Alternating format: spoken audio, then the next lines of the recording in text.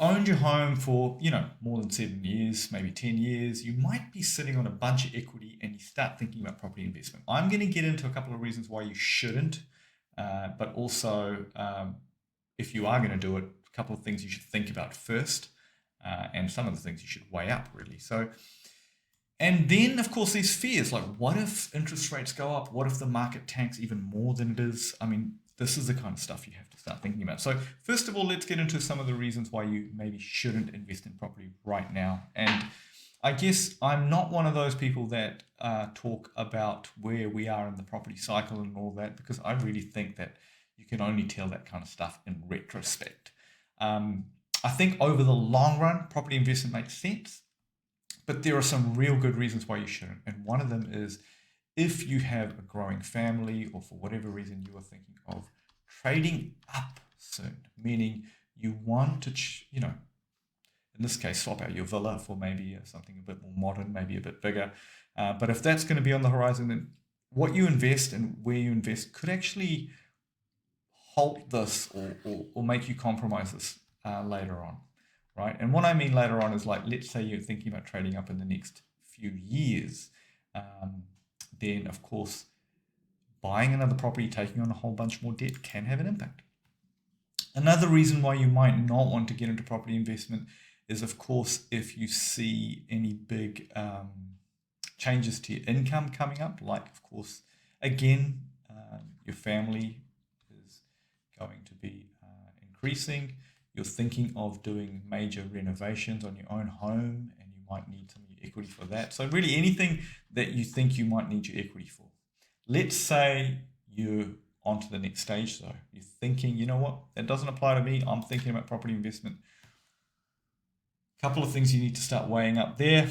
And what if the market dips? What if the interest rates rise? So a lot of the stuff can be addressed with one main thing that I always am a big believer in when you start to look at property investment, and that is around cash flow, right? You need the appropriate amount of cash flow in terms of the rent to be coming in for your profile. So what I mean by that is if you've got tons of really solid salaries coming in, and you actually have a very much more smaller mortgage compared to your income, you could probably afford to have a bit less in terms of cash flow from the rental property if the rental property is in an area which gives you more surety in terms of capital gain.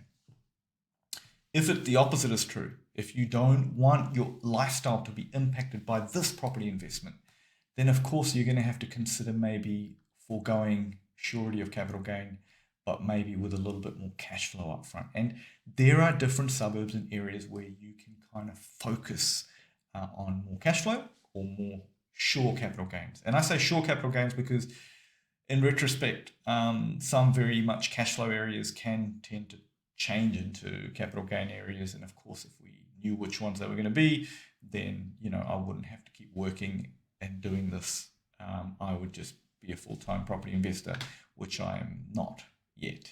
I do have a couple of properties of my own, a few actually, and they have always been about cash flow, and that has weathered many storms. Now, what if interest rates increase? What if the market drops?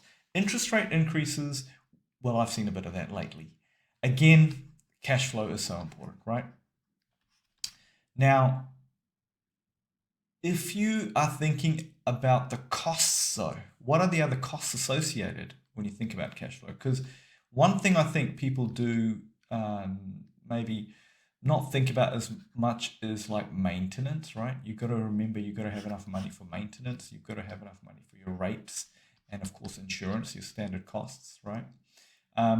Obviously, people, depending on which town you go to, there can be other aspects, other things you need to start thinking about. For example, like when it comes to Christchurch, you've got to think about the liquefaction zones. You've got T1, T2, and T3 different classifications of liquefaction zones.